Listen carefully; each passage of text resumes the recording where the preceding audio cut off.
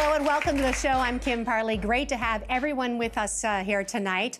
Tonight we're talking about getting squeezed, the sandwich generation that is. We're all living longer.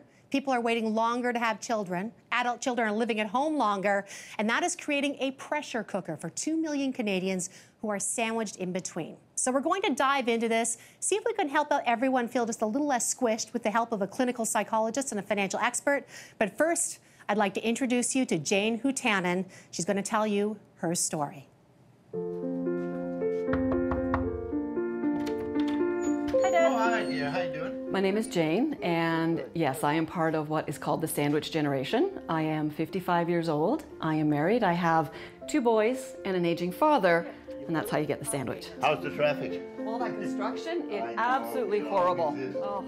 My dad, Henry, is 88 years old, and he is still amazingly independent for a man of his age. He lives on his own, and he still does about 90% of his tasks himself.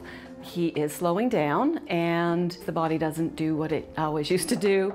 So he walks with a cane to make sure he's stable and steady on his feet, and he has been getting more and more hard of hearing. One of the things I really do worry about is, especially when he's up at the cottage and he's alone up there, I worry if he falls and no one would know, and so how would we take care of him? These are the leftovers from clearing up my dad's condo when he moved to the retirement residence. So I need to sort through it all, figure out what I want to keep and what I want to get rid of. I am a full-time working mom. I have my own business actually, so it's more than full-time. At the end of the workday, the evenings can be insanely busy sometimes. I have to get dinner on the table.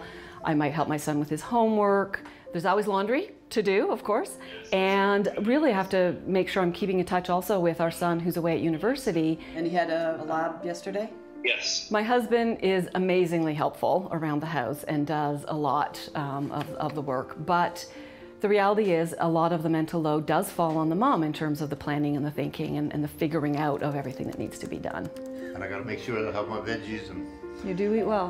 One of the things that really is a concern for me and a worry is that I'm not a good enough daughter, a good enough wife, a good enough mom. How was your day? Good.